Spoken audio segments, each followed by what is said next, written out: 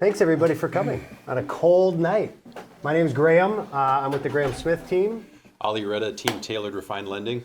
Ryan Molstead, Team Tailored Refined Lending as well. And you guys have an office here in the office. Our real estate team office is out of this office as well. So we've done business together over the years in that respect. And the one thing we were talking about before we put this together is some of the specialties that your team brings to the table when it comes to financing that's available for investors. Okay, and we'll get into a little bit of that later, but you'll see, some of you may already know this, some of you may not. Financing, it varies greatly depending on whether you're looking to buy something for yourself to live in or you're looking to invest in something. And so I'll let you guys speak to that when the time is right. Yeah. A little bit about my team. I'll talk about the real estate side of things. So I've been doing this a little bit over 20 years now. And I started building out the team as it is in its current capacity about 8 years ago. And many of the team members are here right now. We're a full service real estate team. So we do representation. We handle representing buyers and sellers, right, of residential real estate, which means we don't really do much above fourplexes. Okay, so when we get into the investment side of things to talk about that, if somebody's interested in 6 units, 8 units, we usually will bring in a commercial person for commercial lending, although there's some options that you guys have in that department as well, and potentially, depending on the size, some commercial representation. So that would be something different altogether. But that's our bread and butter when it comes to that. This is the team here. So tonight, Dave is here, Tim's here, Alyssa's in the back. Many of you met Jake and Emily when you were coming up the elevator. And we have a few more people that couldn't be here tonight. But we all have specialties on our team. Just to give you a little bit of history of what we do, we have buyer specialists, we have seller specialists, we have investment specialists. So should any of you ever be looking for real estate representation, you want to see what we would do, we would find out what you're looking for. And we put you in touch with the right person on the team. And I'll leave that to you to tell them a little bit about yourselves. Okay, we're going to get the pictures up just so I... Oh, I'm sorry. There you go. There you go. No, I'm just kidding. Yeah. Yeah, that's Ali. Yeah, that's... If you can't tell. Yeah. So... I know they look like brothers, right? Yeah, kind of. Twins, yeah. So we're Team Tailored with Refined Lending. Between us, we've got over 2.5 decades of experience. And really what we do, I mean, lending can seem super complicated. What we do is try to make things really simple and applicable to everybody, because obviously everyone's got a different situation. So when it comes to home ownership, when it comes to investing, I think the biggest barrier is access to information. A lot of people think that home ownership itself is out of reach, just a place for you to live, let alone getting into building wealth through real estate investment. So we're here to tell you, and kind of the idea behind this is we want to let everybody know it's accessible with the right information. There's a lot of programs, there's a lot of people that you can align yourself with, and it doesn't take, hundreds of thousands of dollars to get in the game. It just takes understanding and accessing information. That's a good way to put it. Yeah. I think this is a good time to kind of pose this back to everybody, just so we kind of understand where everybody's at in the room. Is there anybody in the room right now that owns investment property? Awesome. I love that. Do you mind if any of us, you don't have to tell us your entire portfolio, but what kind of investment properties do you own? Like, so single family or? Single family. Gotcha. We have a single family home in Stillwater and a triplex in Minneapolis. Awesome. Who else was there? It's a couple of hands. Some back There's here. one in the... How about yourself? Duplex, Nice. Alex? under duplex. Yep. Uptown. Yep. Single family. Yep. That's great. I have a duplex and a single family home as a rental. Yeah, I've dabbled in quite a bit. Single family, townhome, some multifamily, and mixed use properties as well. So that's good. There's a good mix of people in here. So honestly, anything we're talking about tonight, if you have input, honestly, raise your hand, speak up. You're going to know some things sometimes that we don't. You're going to have experiences that are different from what we've seen. But what we're here tonight is to give you an introduction into what you can do with rental real estate to really build wealth. That's what this is about. Obviously, that's why you're here. In your packets, there's some things to take home. We're not going to go deep into every single thing on this tonight, but we just wanted to kind of hit the high notes, cover the bases of different ways you can build real estate wealth, especially if you've never done any of it before, right? And we kind of break it into a couple of different categories. The first one is buy and hold, which is what sounds like a lot of you are doing, okay? This is where you buy a property, you're renting it out, okay? You're gonna hold it over a long period of time. You're gonna use other people's money to pay down the principal, potentially take advantage of some tax depreciation carry through. We can talk a little bit about that, but I won't be very specific because I'm not a CPA, and there's one in the room, and I know he'll bring me to task if I'm wrong. Raise your hand. Who's a CPA? No, you don't have to. But I know who you are. I had no idea he was coming, so I have to quickly change this entire presentation. So I'll just start with I'm not a CPA, don't trust my tax advice. And really the buy and hold category falls into many different categories. You've got short-term, mid-term, and long-term. And it sounds like is anybody doing short-term in here right now? Is it all long-term? You are? Yep, that's right. We talked about that last week, yep. So short-term is what a lot of people refer to as vacation rental, Airbnb, VRBO, all of those things. Long-term is what most of us are doing. It's what I do with my properties too, where people are signing 12-month leases or longer. Potentially then they have month-to-month afterwards, but you're looking at more of longer-term renters. And then midterm is something that we're seeing more and more and more of, and I do think it's worth discussing, and I'll come back to that. Obviously, you can make a lot of money in real estate by fixing up homes, and we call them fix and flips, flipping per se, and that's where you buy a property that's distressed, put your finishing touches on it, bring it back, and sell it for a profit. Syndicates and REITs, have you guys ever heard of that term before? Anybody? So they're a little different from one another, but fall into the same space.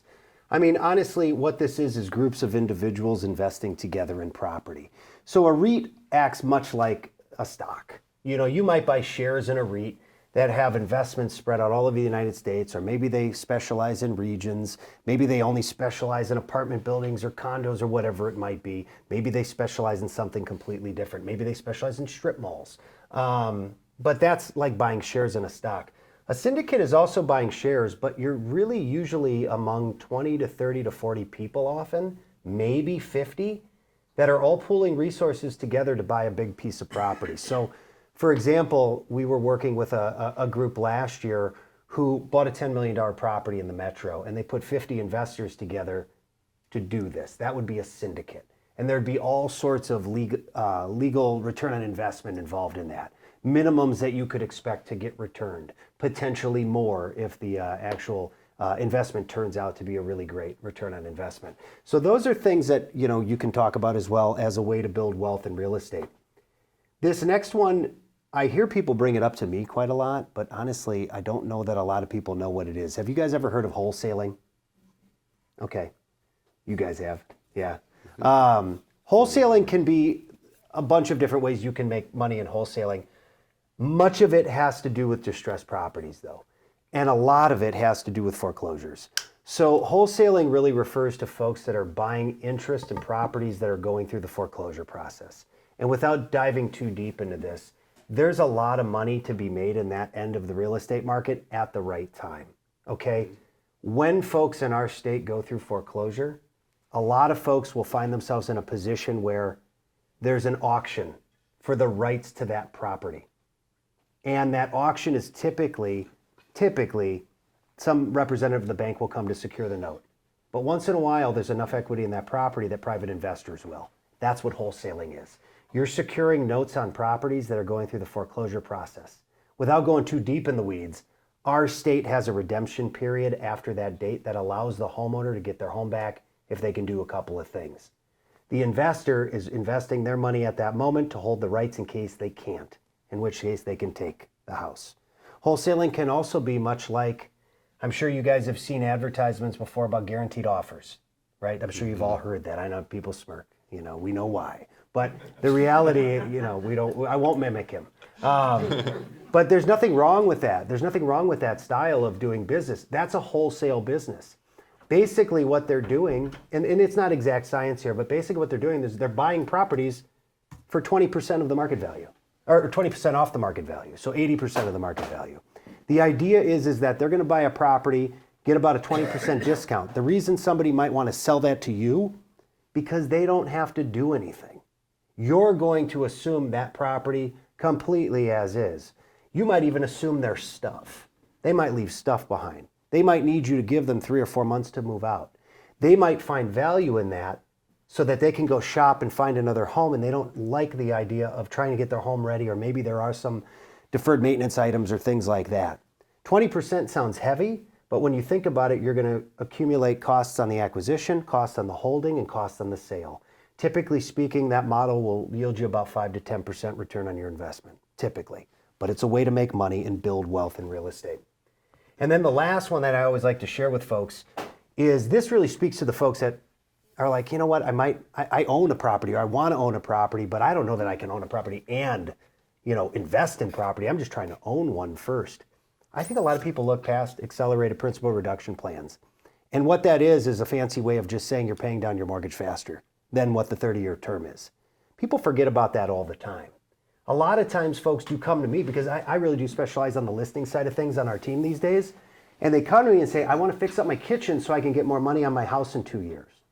Well, that might not happen, actually. You might fix up your kitchen and spend more than you increase the value of your home.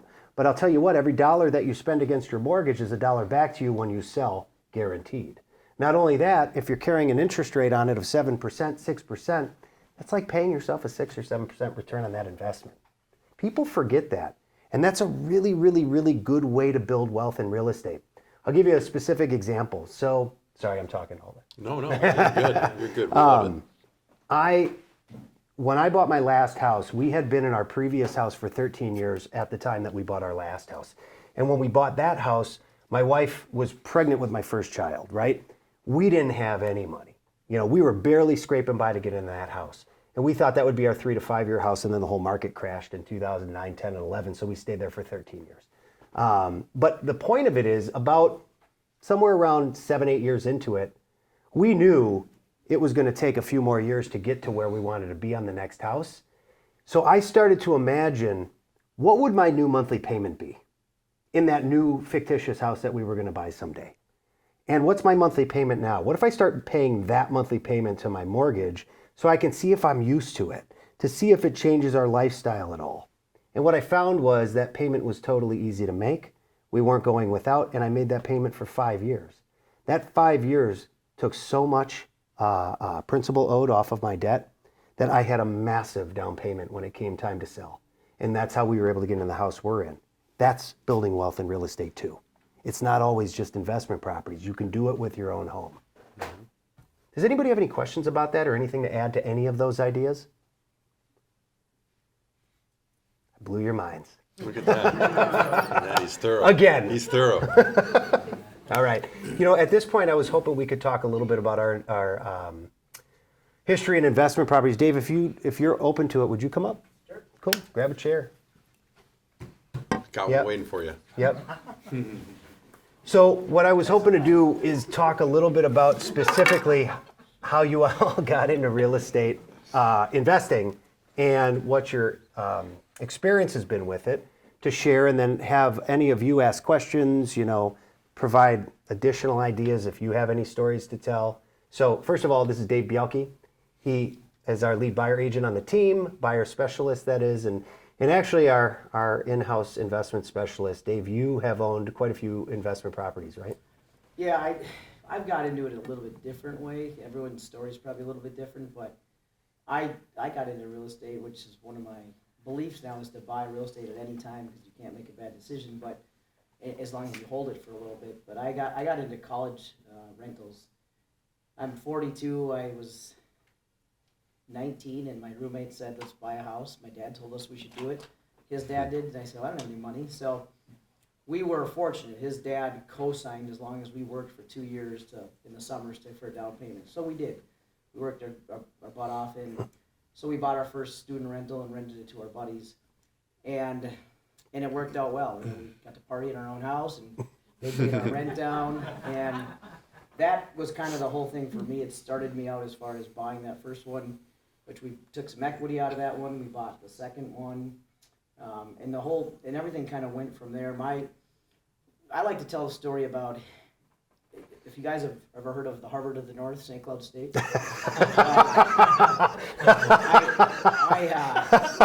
I started buying everything because I was in a good spot. So and that, some of it was not overthinking and maybe not thinking enough, but not not letting the overthinking get in the way.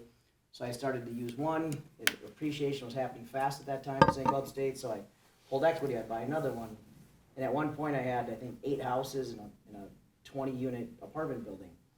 And I was just getting out of college, and a couple years out of college. And the one thing about St. Cloud State is it was the one niche market where attendance started going down after I left.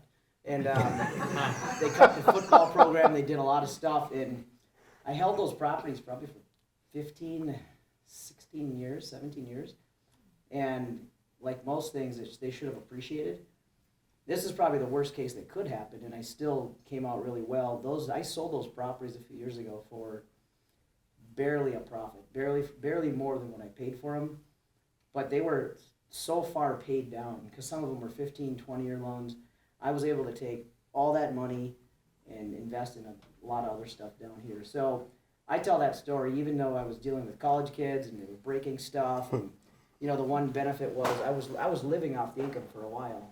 Because I was renting them per bedroom, which is another niche market. You could do it at the U of M or anywhere. When you rent per bedroom, you tend to get a little more cash flow if you can put up with the madness. So, yeah, I mean that was kind of how I started. Then I just bought a few. I transitioned as I got more mature down here and bought a few condos. And for me, it was the right thing. It was a peace of mind thing.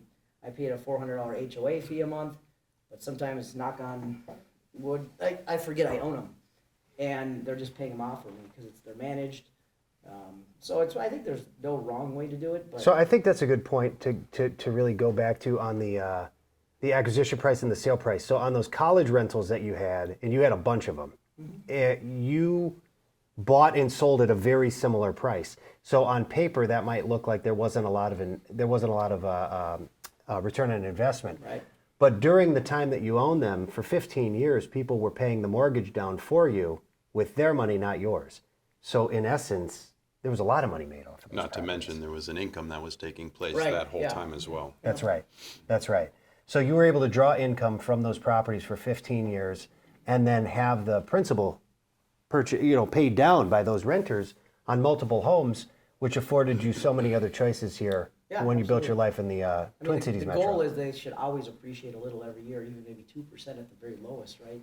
That was a kind of a unique situation in a niche college market that the school was going downhill. But so I tell the story. It was one of the A liaison for St. Cloud State, lot you of are. people So, I tell it because a lot of people are scared to make are fearful of making a decision because what if it's the wrong decision and because it's a big purchase, but it's really you're borrowing someone else's money to do it. So that's the way I tried to look at well, it. and another thing too, which I think we'll touch on a little bit later as well, is you talked about the landscape changed in the environment you were investing in.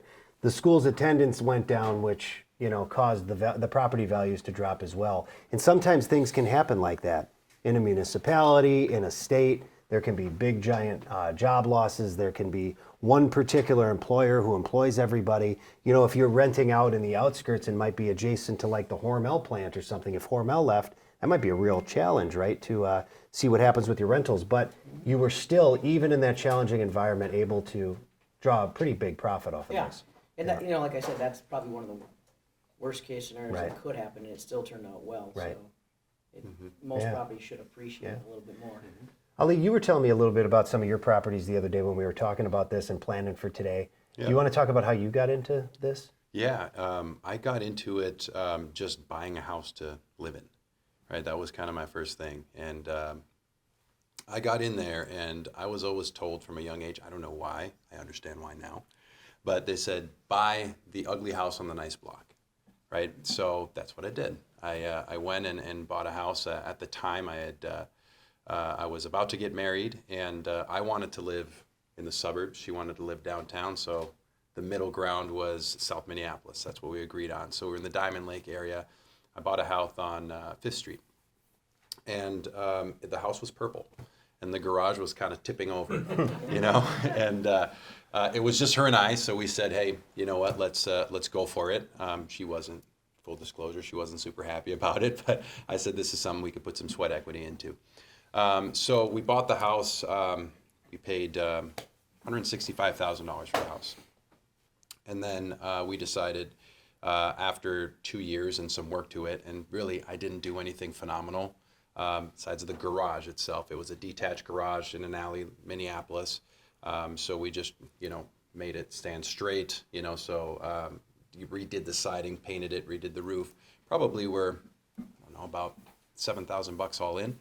And besides that, we got rid of the purple outside and did some light cosmetic stuff on the inside. 2 years later, we decided to sell and move to the suburbs. We had she was pregnant, so at that point it was time to leave Minneapolis. She got tired of the squatters in our garage breaking in.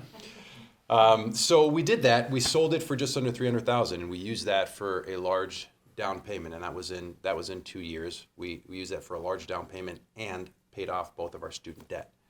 So, By the way, just for full disclosure, I live in Minneapolis and have raised my children here.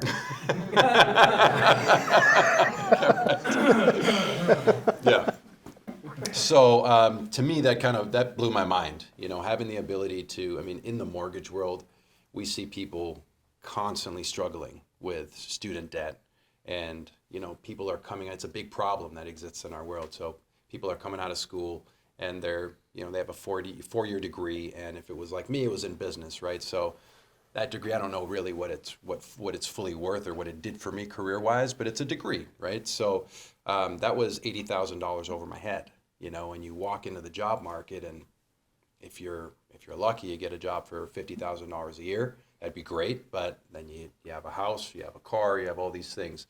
So for me, that light bulb went off. I said, okay, wow, this is a game changer. I was able to knock that out in 2 years for the both of us, plus put a down payment on this on a house for ourselves. So at that point, we got our house, and I started looking into other opportunities.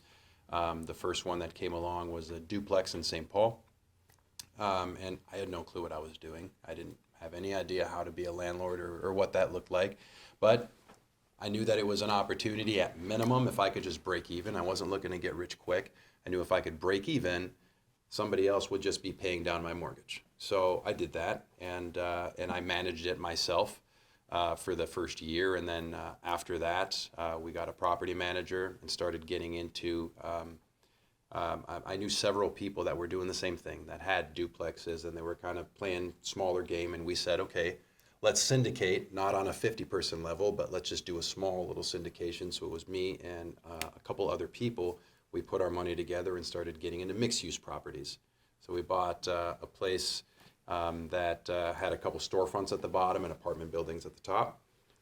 And that's been going great. It's extremely low maintenance. Can I jump in there? Yeah. I think this is really important. So you've got mixed use, duplex, single family home. Yeah.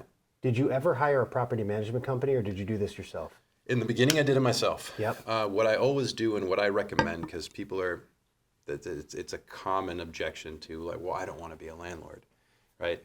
Guess what? I don't want to either, right? I don't want to get the calls that my drain's clogged and all that stuff. But it's a good idea when you first get into it, spend at least a year doing it yourself so you understand, how much time is it actually taking you before you just pay somebody. If you pay somebody and you have no clue what it is, you don't know what you're paying for, you don't know if they're doing a good job or not, you don't know if it's worth it or not, right? So you need to understand the things that go into it before you hire the worker. Yeah, that's good advice. I highly recommend doing it yourself. Yep. So from there, we kind of expanded and did some other things. We ended up selling some stuff due to rental restrictions in St. Paul that came out in the last couple of years. So we sold some of those multifamilies out there, and then I'm doing my first Airbnb, God willing, here soon. I have a townhome in Eden Prairie that I had my family living in. There was rental restrictions for 2 years. We got through the 2 years.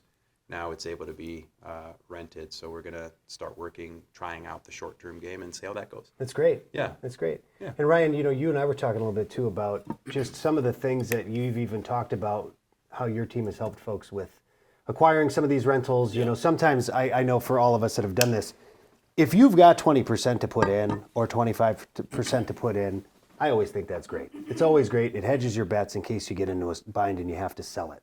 But sometimes you don't, and there's a really good opportunity. You were telling me about some programs that are out there that can really help people in those situations. For sure. When we asked the question earlier, like where everyone is in the room in terms of owning property, do you own rentals, do you not? It was kind of mixed, right? Most, I would say, it sounds like either don't at all or own just a small handful at this point. So I think that's great in terms of what I like to do and what my passion is it's trying to help people do and learn and understand the things that I did not get taught growing up, right? My parents didn't teach me anything about credit, didn't teach me about buying homes and the value of that. And I had to learn the hard way, right? And so for a lot of people that had never owned a property before, there's a lot of questions I'm sure that you have. My passion is helping you avoid the pitfalls and the traps that I basically didn't even knew existed growing up, right? I didn't know that until I got into the mortgage industry 12 years ago, you know? So for most of my life, I didn't know what a mortgage was, right? So helping people with first-time homebuyer programs. Like if we sit down in a buyer consultation, you don't own a single property, and you tell me that your goal is to get as many doors as fast as you possibly can versus someone who says, I just want to buy a roof over my head and that's it. Those are two very different plans, and the way that you're going to approach those from a financial and mortgage standpoint are very different, right? So like what we were talking about is, okay, knowing what I know now, right? And if you don't own a single home, but I want to get as many doors in the fewest amount of years possible, I'd be buying anything that I can own or occupy. This is especially helpful, by the way, if you're willing to move every so often, right? That changes it. If you got kids and you're really tied to a school district, I know that can be a little bit trickier, okay? That's why I said I wish I knew this when I was in my 20s, right? When you're younger. But buy as many, like buy a 2 to 4 unit and own or occupy one of them. So you mean what? Just so I'm assuming everybody knows what that means, but Duplex to four, Yep, duplex, triplex, fourplex. and you can right? move into one of the apartments. And you can rent out live the in rest. one, right? Do Right. what they call like house hacking, and have, you know, if you're younger, you have roommates help you pay for your rent even, right? Your mortgage combined with the other units that you rent out, right? You can do that with 3.5% down. That's the key. I knew you were going to go there. That's Right. what I was going to say. So when it's your own property, if you're going to move into it, you can use owner-occupied financing even on a multifamily property, as long as you're moving into it, right? You have to move into it. So at 3.5% down, that's the least amount of money that I'm gonna, unless you're a veteran, that's a whole different story. But, Yep. You can do zero down there. Yeah, there's the least amount of money that I'm gonna, in terms of like the cash that I've got, how can I maximize the amount of cash that I have in my bank over the next couple of years and buy as many properties? It's all about the least amount of down payment, right? And you talked about moving a bunch. Right. What are you getting at there?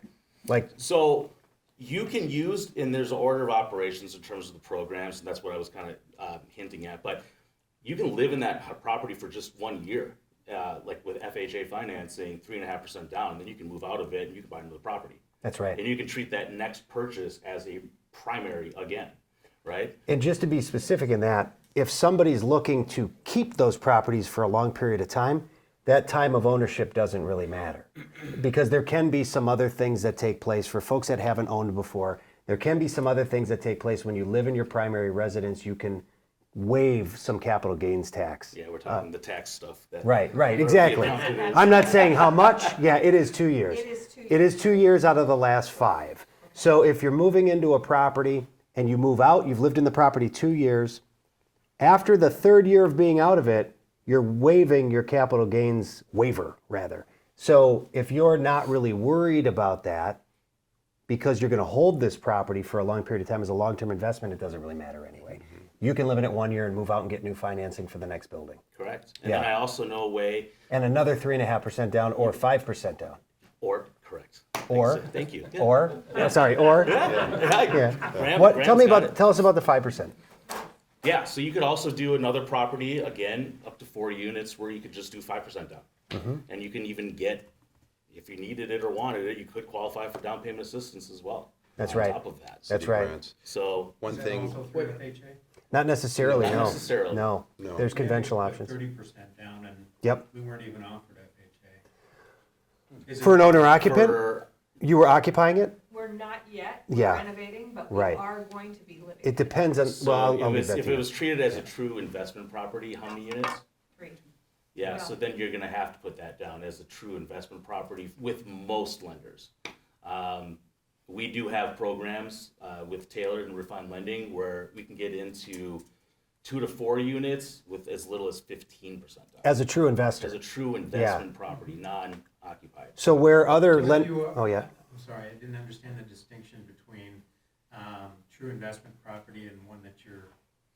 Like living- if- we're yeah. living in there, then we're living in there. then it's not an investment property. In, it's in a the primary in the residence. lending world, we would treat that as a primary, even though you're renting out 2 other units. however, I think where the difference may be, I'm guessing, how long between the date of closing and occupancy? A year. That's Yeah, the problem. That's the problem. That's it. the problem. They need to see FHA, do they refinance? 60 days. 60 days occupancy. Yeah, you need to be occupying the property within 60 days of closing for it to be an owner occupant. And it's only for purchasing the home, it's not for refinancing. Oh, no. He's asking if they Well- moved in after a year, could they refinance it as FHA? Could they do a cash out Yeah. refinance? Can they- Yeah. You're Potentially. living in it. Yeah, Yeah. yep, Yeah. yep, you actually You can. can. do Yeah. that. 'Cause that's a lot to keep Yeah. tied in. Absolutely. Yeah, you can do that. Yeah, that would be the answer. Yep. Yep. Yep, Depending though on the interest rate you secured. Yeah. yep. We're in a pretty decent one. So, and you might not be on the refinance. A home at a lower price, we feel that we could get an appraisal that's significantly higher than. it Sure. was. Sure. And then at a better leverage, we can retain some of that. This is great because this is actually part of the buy and hold. A lot of folks do this. They'll buy a property, they'll fix it up, increase the value of the property beyond the investment they put into it. And even the bank agrees with that, and you can cash out refinance. So basically, instigate a new loan, take the cash out. So, for example, I was looking at the whiteboard, but You I don't want a have marker. whiteboard so bad, I don't love you? whiteboards. Yeah, you guys get out of here. No, not at all. So imagine you bought, and these are not real numbers. Imagine you bought a home for $100,000. You put $50,000 into it, and now it's worth $300,000. You have $150,000 of equity in this home. The bank will allow you to access a good portion of that. If Hey, you want to get after it. I but- think that, I don't need to write those numbers down, you get it. But you can potentially then refinance, take your money out to use for another property, or whatever you like, you can use it for whatever you like, but you can use it for another property. Borrowed money is not taxable money, guys, remember that. If you don't know that, remember that. What you borrow is not taxable. So when you see folks that own multiple properties, and we have clients like this, I have a client that owns 70 different properties, okay? He's managing a book of 70 different properties. He is constantly shifting loans to move money around, to acquire more, consolidate, pay himself to live. Yet on paper, he doesn't make any income because it's all borrowed money. Now, it didn't start that way. He didn't start that way. But over the years, he's been investing for 20 years. All the money he ever pulls out is borrowed money. He pays zero money in federal income tax. Yeah, and I'm not suggesting that's good or bad, by the way. I'm not suggesting that's, I'm just saying it's allowed and it's legal. yeah, there's a lot of advantages to having this type of stuff. And after the second property I owned, I didn't come out of pocket to put down payments on any other properties moving forward. Right. So it Sounds like becomes you did the kinda same like- thing, Dave, with yours. You used the equity from one cashed out, put it into another, and it was that 2 summers of busting your behind that build you up a real estate empire.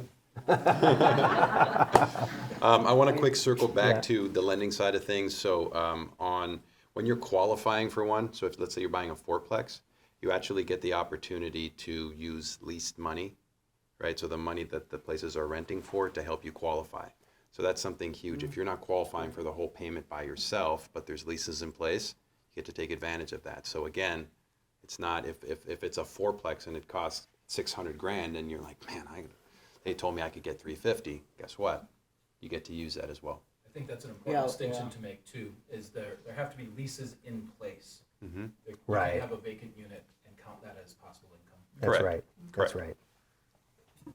Go ahead. Just a quick question on the lending side, so just clarifying, so an owner-occupied FHA can go up to 4 units at 3.5 down? Correct. That's right. Through the entire state of Minnesota? Yeah. Yeah, Yeah. Special that's right. event there. Yep. Yep. Yep. Typically, if Most of you're, the United States. if you're buying as an investment, if you're, just a normal conventional mortgage, multifamily, anything 2 to 4 units going to be 25%. We have some specialty programs within our bank where we can do as little as 15% without mortgage insurance on investment properties, which is huge. We actually go up to 6 units too. And there are some caps, though, on what you can spend under FHA. There are some caps with There's FHA. county loan limits. Yep. It varies, and it also depends on if it's a 2, 3, or 4 unit. Yeah, right. There'll be different caps. Correct. Right. Yep. Okay. They're higher the more units. Typically speaking, for those caps, if you're trying to purchase something in FHA past those caps, there's a small probability it's cash flowing. It's a very big cap. Yeah, they're big. Yeah. Sorry, one more, just clarification, so are you able to co-sign for, say, a niece or nephew that maybe don't have the credit for FHA to be able to buy a 4 unit? Okay, so here's what I'm gonna do, a little secret. Or something that I'm doing right now. So I have, You know this is being recorded. yeah, no, that's fine. It's perfectly legal.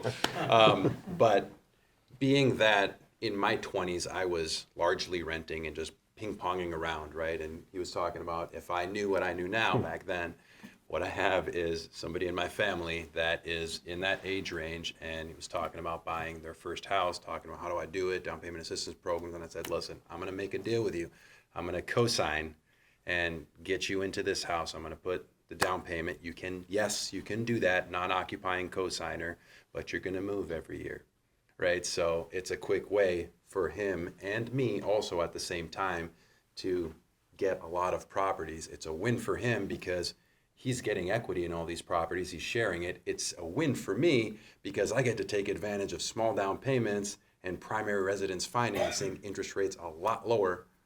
It's a huge And huge he win. gets to build up his credit. And he's building up his credit, right. and we're building up a portfolio together. So take that one to the bank. You see how there's so many Yeah. different ways to make this work for you depending on the situation you're in. And that's really the key. Whatever you're looking to do, that's why we offer consultations. That's why we do one-on-one consultations. It's not because we love to meet with everybody here at our office, although we do.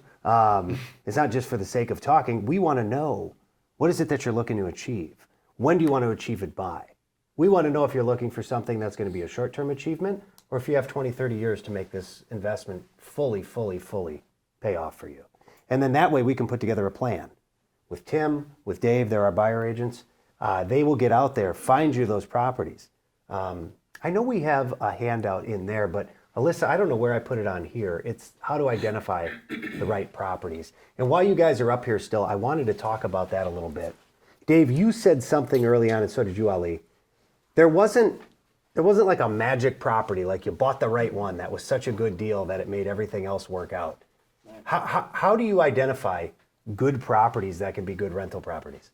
You might not want to follow but all the best properties I bought was from not thinking too much, honestly. Was just buying. That sounds Can we strange, quote but that? The ones That's right. The ones I overthink, I usually don't buy, or if I do, it's, I guess, and that's what I mean, it takes some due diligence, but if you buy, these are kind of dummy-proof in a way, as long as, we were just talking about that in our meeting, as long as you as the landlord don't disappear, as you don't, get into self-trouble with other personal stuff, you can get these, renters are always around, you can get stuff rented, they're not that hard to manage. It's always going up. It's recession. Yeah, so I mean, you obviously don't want to buy something that you want. You want to buy something that's going to be rentable and marketable and a good location. So let me ask about that. How do you identify something that's rentable? Well, I think most places in the metro are rentable, honestly, and but there's more places that are desirable. Northeast Minneapolis is on fire. St. Louis Park is on fire. There's a lot of South Minneapolis, Northeast. There's a lot of places. Even the suburbs are rentable. People need to live is the biggest thing. So how do you go about identifying what the possible rent is? Because our market and many markets around the United States, like if you go to New York City, that information's everywhere. Everybody knows what things rent for, 1 bedroom, 2 bedrooms, no bedrooms, everybody knows that. It's a super busy rental market. You have leasing agents that'll work with you as a tenant, as a landlord, all of that. Database is full. It's not really like that here. How do you go about not. figuring that out? For me, again, it's, I get a zestimate of what my just one St. Louis Park So condo. you go where? Well, no, I don't go there, but I get. What are you talking about? I go there. I go there. It's get, okay to say their name. I get a zestimate every month that says for the median rent in your area for this type of condo is $15.95, but I market mine off what's the supply and demand. So if I put an application Yep. out, which is super easy to do on apartments.com, you put it out. I had 15 people apply like the first day. There's a big demand for people that they need to live somewhere. So you spoke about it, looking kind of at a market. So you go to different databases, right, online that are Yeah. available to everybody, right? I go to Zillow. I do for my rentals. I go to Zillow, and I'll do a map search of the area and see what everybody's asking, right? Gives me a little flavor of what's happening in the market. And Zillow's pretty good at having the days that it's been rented. So if it's 1 day, great, it's brand new. We'll keep an eye on it. If it's 75 days on the market for rent, they're obviously asking too much money. That's not an attainable price. And weigh it back and forth. No, not all. Just like in buying real estate, not all square footage is equally. Right. What's the condition of this price per square foot? So if I do it, Graham doesn't see that. I started really high in that one. Said I was really early before the tenant moved down. I was like, can I get 2,300?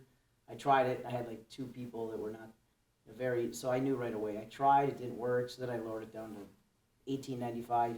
Zillow said 15, and had a handful of a line out the door. So you kind of have to just test the market as well. So there is a Do little some bit, research. there is a little bit of testing. It's not an Yeah. exact science. But the one thing is, don't be fearful. You will have. I think a lot of people fear like, what if nobody wants to rent it?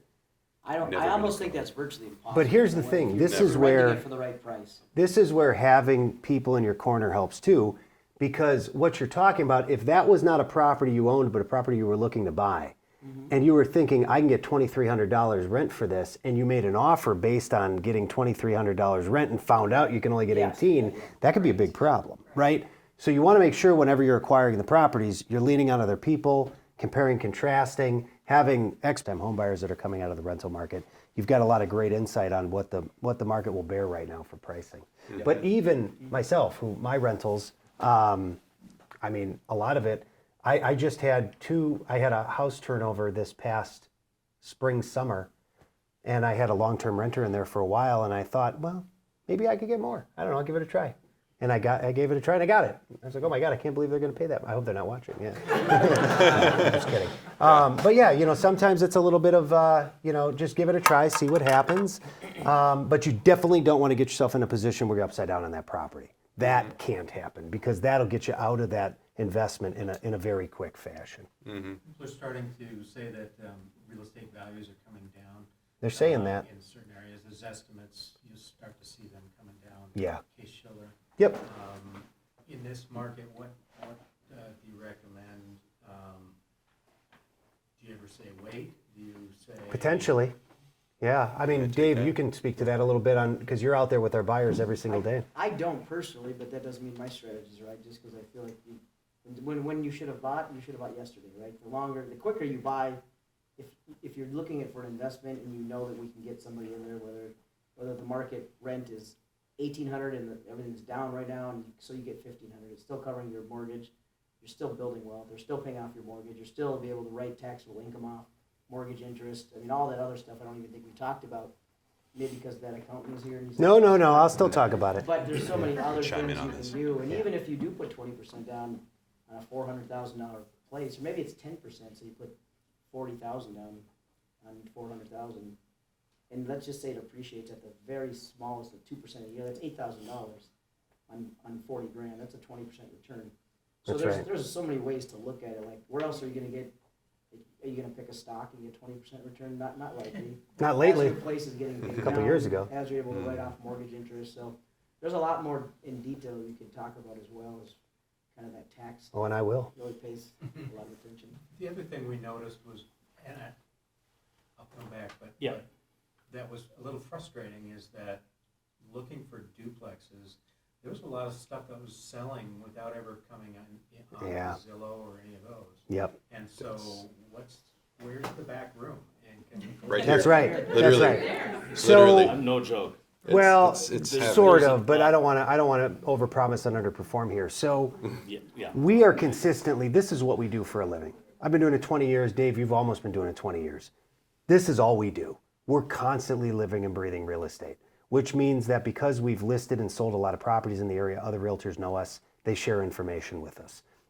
Right now, I can tell you that I currently have an investor that's looking to potentially sell 3 duplexes and a 4-plex.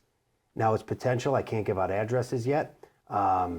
He is looking to transfer that to another property, combine it into one through a 1031 exchange, which we can talk about.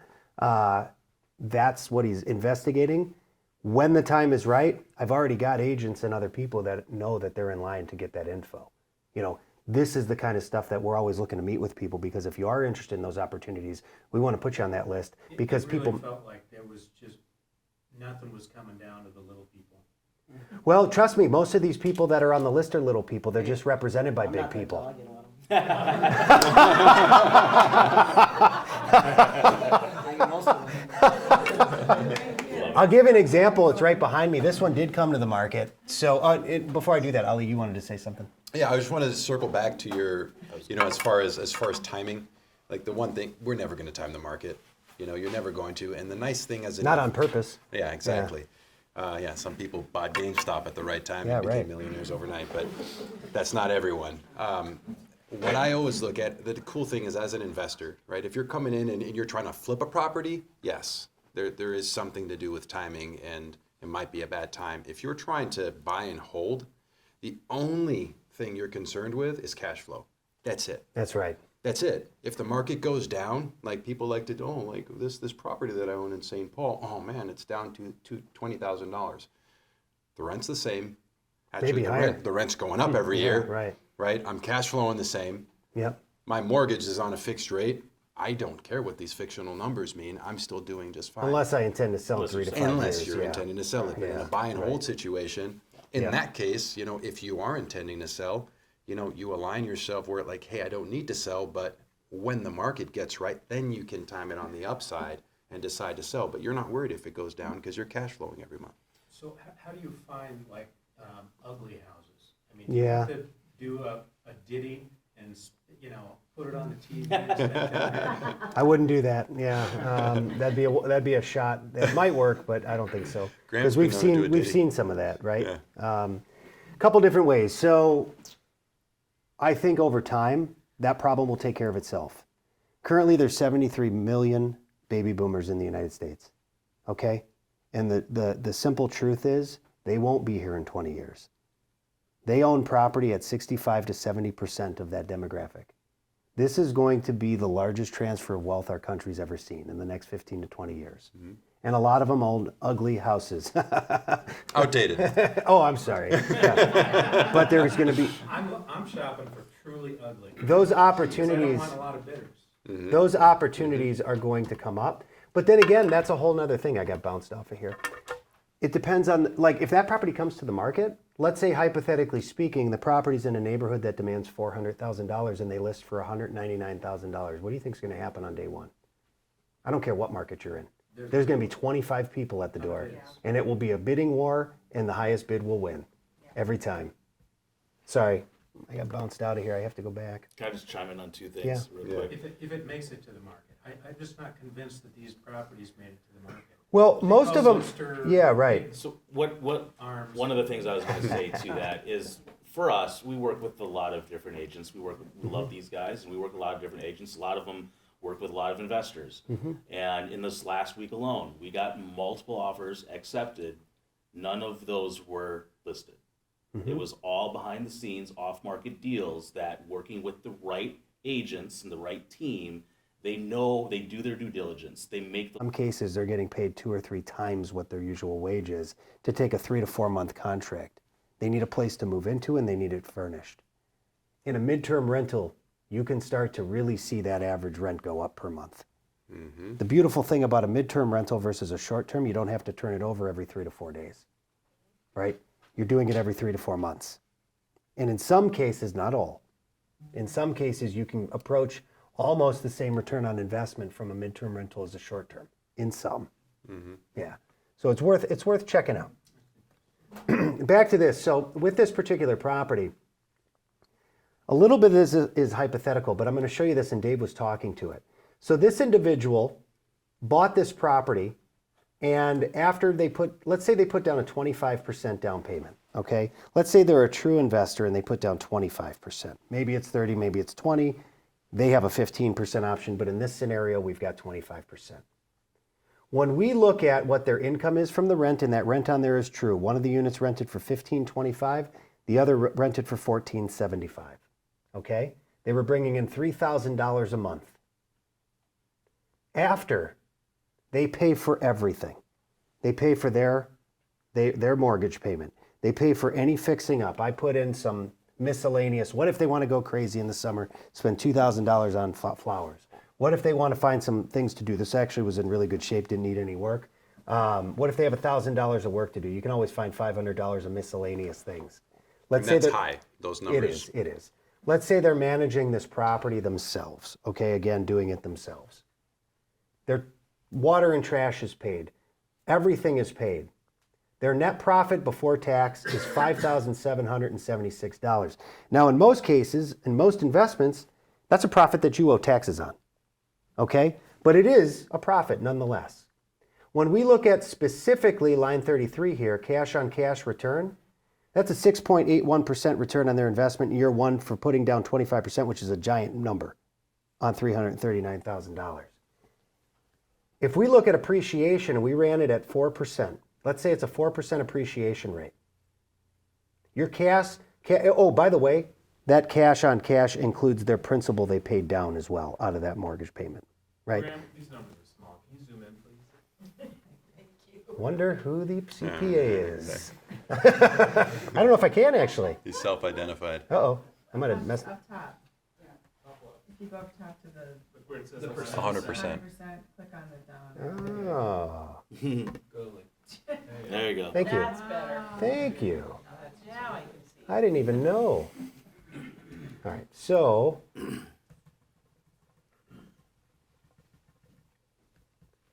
now I can't get it to go down. It's too big. Hold on a second, I'll go back to it. Oh, I closed it all out, that's why. I was trying to move the screen.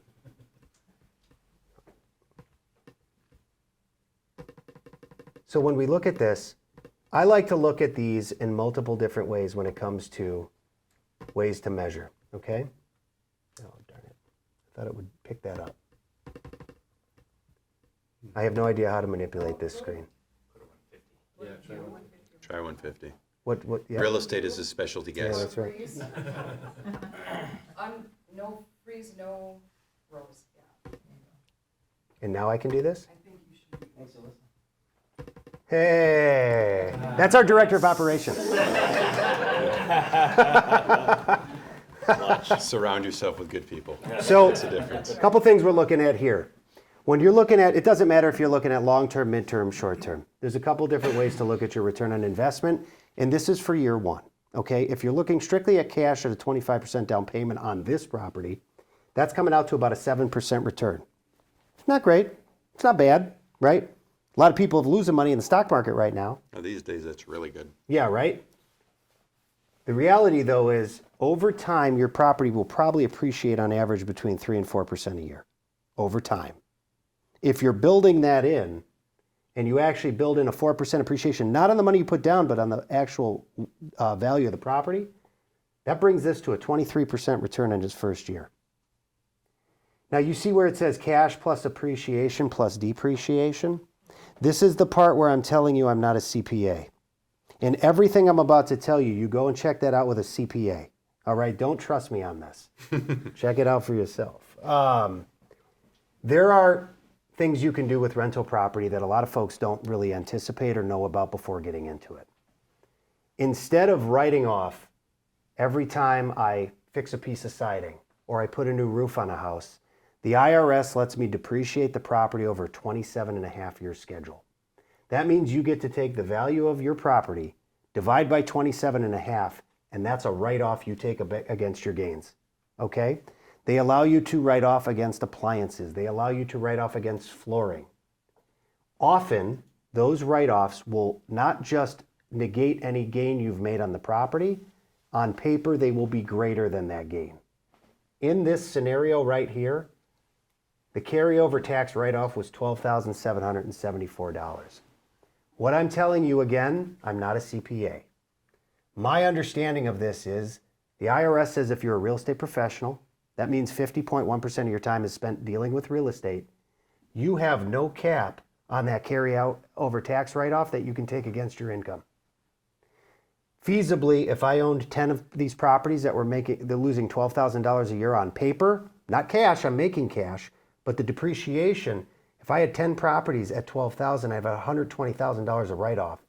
I could feasibly write off $120,000 of income from my real estate profession and pay zero tax on that. As an individual who's not a real estate professional, if you don't make more than $100,000, the IRS will let you write off up to $25,000 a year off of your taxable income. And for those of you that have significant others in your life who aren't doing too much, tell them to get a real estate license and manage your real estate property, and then you're a real estate professional. But again, I'm not a CPA and I don't know where their threshold is, but that sounds good to me. The reality is when you see folks or you see stories, and this is the part that always frustrates me because of the lack of knowledge, not because of the people being critiqued. I'm not making any comments pro or con against any person, but the one we all know used to be president of this country. And his tax returns came out, and it showed that he didn't pay any federal income tax for years, legally, because he has enough depreciable write-offs on skyscrapers and golf courses and everything else, and all the money that he makes is borrowed money against his properties. He doesn't make taxable income. Mm-hmm. That's our system. I didn't make it, we didn't make it, but it's available to everybody. You can build incredible real estate wealth with this. And that carryover is real. That's because otherwise, what that's showing you there is about a $3,500 savings in your taxes simply for owning that property and making money on it and having somebody else pay down. Now, the caveat to that is anything you depreciate, someday when you sell, you have to pay a recapture tax on. Okay? Unless you use something called a 1031 exchange. Has anybody ever heard of that? One person. The guy who... Again, I wonder who the CPA is. Actually, he's a great CPA if you're looking for one. The 1031 exchange is a vehicle that will allow you to take all of your equity built and all of this depreciable write-offs in one property, move it over to another property, and not pay any capital gains tax on that. The vast majority of big real estate investors who are changing properties. So what tends to happen is, like this gentleman I talked about that has 70 properties. Most of them are duplexes. He doesn't want to run 70 duplexes anymore. He wants to run 750-unit apartment buildings. He's consolidating to a bigger, taking all of that income that's been gained in there, plus the depreciation, and putting it in the new property through a 1031 exchange and not paying any tax on it. It's like Monopoly, huh, Brian?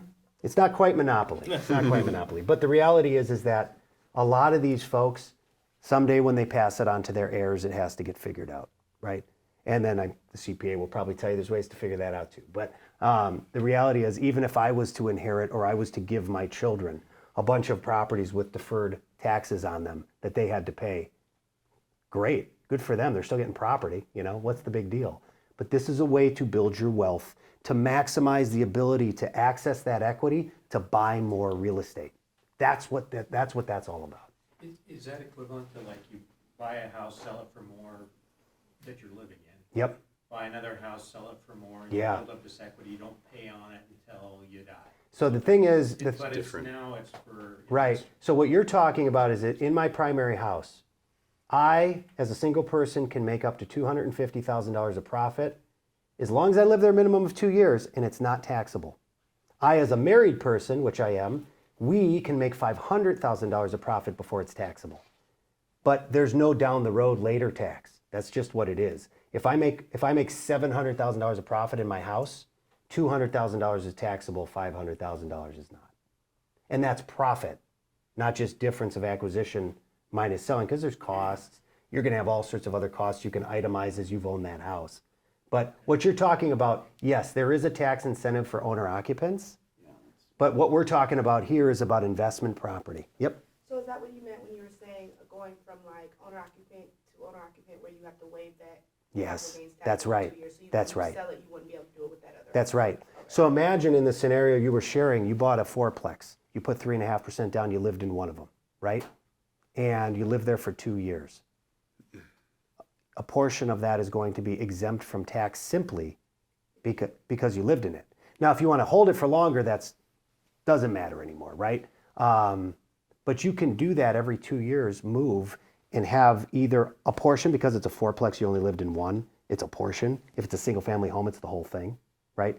You can keep doing that and never pay taxes on that money. You don't even have to reinvest it into the next house. It just has to be under that threshold of $250 for a single person, $500,000 for a married couple, and I'm not a CPA if I didn't tell you that already. I have a question. Yeah. How is the income from people renting from you? Like, how is that not taxable income? Well, it It would is. be if I didn't have those other write-offs. So for example, let me show you this. Good question. That's a great question. Yeah. Oh, did it freeze now? It's a simple exercise. It's just like any business, right? You have your income, then you have your expenses. Yep. You subtract the two. Do you see in this example where it says line 30, building value? So I take the value of the building and I divide by 27.5. That gives me almost a $15,000 write-off every year, okay? I'm only making $6,000, but I got $15,000 of losses. That's a $9,000 loss. It wipes out your gain. Now here's the thing, over time, this becomes less and less doable. Over time, you're gonna pay more principal than interest. 30-year fixed mortgages are front-loaded for interest. So you're paying very little principal. See like recapture, I forget the term they use. Yep. Yeah, so technically, if you're buying under an entity and not your own name, it's a commercial loan, right? We have some exceptions, internally in some of our bank products, and in some cases we will allow that. Thanks. But if you're buying under an LLC, it's a commercial loan. If you buy under your own name and then you do anything to alter title, technically what can happen is the lender can call it due. That said, I've known several people who have done that. Unless they have a reason to look at it, they're not going to look at it. By no means am I advising you to do that, but people do it quite a bit. But it's important to just know the risk. If you do it, this is what can happen. Yeah, and I've also known a lot of people that have changed their rental properties into LLCs for liability purposes, right? And I've never heard of anybody having it called due. I've talked to an attorney that his idea was that because if the taxes and insurance were escrowed, that when they pay the taxes, the lender gets a note every year and they're getting pinged every year. Sure. And it's reminding them. Sure. I mean, if you're. It could be. It could be. But to that point about the LLC, sometimes people will change ownership over to a limited liability corporation because they want to separate that rental from anything that they are, right?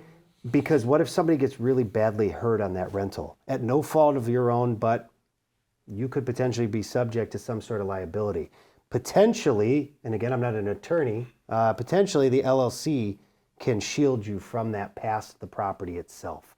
I've known people that will put individual LLCs on every single property they own and call it different, right? For that purpose. I don't know. I've talked to my insurance agent and we just have big umbrella policies. That's what I've done. I haven't changed mine to LLCs. I can see the reason why you would, why you wouldn't. But to your point about buying, sometimes people come to us and say, I want to buy as an LLC. Well, unless your LLC has a credit score and a history of doing business, your LLC is not going to get any lending, so that's a tough one. Yeah, even when you do it, you're personally guaranteeing. I've got a commercial loan for the mixed use stuff. You're personally guaranteeing it, so it's really no different in that respect. And the bank, just to go back to that, the bank doesn't want to call it due, right? Because the chances are you're going to get out. They want you to hold it over a long period of time. They don't want you to look at it. They don't want you to refine it. They just want you to just hold it and keep making the payments. If something happened and they don't want the house, if they call it due, they might end up with the house. They don't want the inventory. Yeah. Right? That's what ended up happening in 2008 when everyone was foreclosing. They had a bunch of houses. That's what crashed our economy. They don't want houses. they just want you to keep making the payment. And also I wanted to add this too, just kind of circling back a little bit around, because I know there's been a couple people that before they came here, I know that they wanted to talk about fixing and flipping. And I just wanted to share a couple of ideas on that. And again, any of this stuff, we're available to have one-on-one conversations with. We can get deeper into it, meaningful conversations. Fixing and flipping is a great way to make money in most markets, and in some money you can lose, you're behind, right? If the market is shifting downward, when you're purchasing a house that you're going to invest into to sell for a higher, you can get caught. It can be delicate. There's a lot of people that have made a lot of money doing it. There's a lot of people that would have made a little money or no money doing it. What I would say to this is, who's ever looking to fix and flip, consider. Don't necessarily do it. Consider, what would it look like to buy, fix, hold, rent. And in that hold rent, you refinance. You buy it, again, let's say you bought it for 100, put 150 in it, it's now worth 300. You take $100 or $150,000 of equity out of that, you keep it and rent it. Buy it with the idea that after I fix it up, I know what the rents are in this area. They will support a $300,000 mortgage on this. So you take your money back, tax-free, remember, because it's borrowed money, and go invest in your next one. Have you guys heard of that, the BRRRR strategy? That's the BRRRR strategy, BRRR. Yeah. It's by, what is it? The order of it. Yeah. Rehab, refinance, rent. Yeah. Yeah. That's essentially what you're doing. It's a nice strategy because you're basically borrowing your money to the property, and then you fix it up, do all that, then you pull out your initial investment, and you go do it again. And I say that to You've added value potentially more. Yeah, that's right. That's and I exactly say that to a detriment to us. I make more money if you sell your properties with me. That's how I make a living. Yeah. Literally, I mean, we help you buy too. But when you sell, we like to help you sell. But that doesn't make a lot of sense all the time. It makes sense to hold. And if you can access that equity, service that debt with a renter, not your money, why would you not consider that? That's a heck of a way for long-term wealth building. Mm-hmm. Well, it's coming up on 8 o'clock. I'll open it up. We'd open it up to any questions anybody had. Yeah. There's something you have to have some kind of history with people renting from you to be able to show that in your purchasing power. For your lending? Yeah. No. So what ends up happening, so if you're coming and it's rental one, right? Usually where that's going to show is on a Schedule E of your tax return. You're not going to have that on rental one, right? So what they're going to do is if you're going to try to use it to qualify, like we talked about, you'll have to have a lease in place, right? Like what Tim talked about. And what they'll do is they'll use 70% or 75% of that amount leased and use that up against whatever debt is going to be there. And usually that's going to get pretty close to wiping it out, and that'll help you qualify for it. So you don't have to necessarily have that history to be able to do that. So to obtain investor financing, you don't have to be an investor. You can be a novice. Yep. Yep. Does that answer your question? Yes, thanks. Okay. Yeah, it's a good question. All right. Who else? You'll have to take a class. There's like an online program that you do for landlording No, you in don't. some cases. Well, Not some financing. some of the Some financing. cities, they were- Some of the financing. I'm sorry. I thought you meant for something Do else. they require that? No, but what they do require in Minneapolis is if you're turning a property into a rental that hasn't been a rental, you're going to pay a $1,000 fee for the first rental license on it, and then after that, it'll be like the $100 a year. As a rental. Yep. Yeah. Yep. Good there. You're fine there. And then Minneapolis is one of the cities, and you'll see in your pamphlet there, we've listed the cities, the most up-to-date we could find of what cities have rental restrictions on short-term, less than 30 days. There are a few municipalities in the Twin Cities that don't allow for short-term rental at all. There's some that require different sorts of rental licensing. Minneapolis is one of those. So Minneapolis changed its rules a few years ago. You're allowed to own one short-term rental in Minneapolis. Including LLC. Including LLC, that's right. You can't own 5 different LLCs. You can own one short-term, and you have to get and there's other things that go along with that on how you need to lease it. But there were some folks that had multiple Airbnbs they were managing, and that changed it. They have to change those into something other than less than 30 days, whether it's midterm, long-term, or owner-occupied, or sell it. Yep. Yep. And that point, I will say that historically speaking, and I know you gentlemen here, I know you do a lot of Airbnb. We talked before this. I'm not talking pro or con Airbnb, right? What I'm saying is that for a long period of time, municipalities have allowed for rentals. In some extreme situations, you've seen restrictions around 12-month rentals or 6 months rentals, but not really. It's pretty wide open. Some require licensing, some don't. Airbnb, the short term is still a little bit new. And a lot of cities are having a crisis with enough homes available, a crisis with enough condos available. A municipality can change this at any time. So we always counsel our clients, if you're looking to buy a property and Airbnb it, let's just make sure that it does cash flow at a 12-month lease in case everything changes and you have to change the terms of that lease.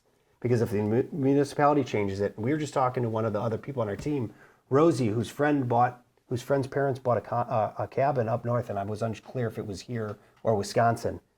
But they bought it because they wanted to go there for a certain amount of time a year and rent it out the rest. And they wanted to do it Airbnb, and they paid top dollar. And that municipality just changed rules this last summer. You can't do Airbnb. And they can't afford that house.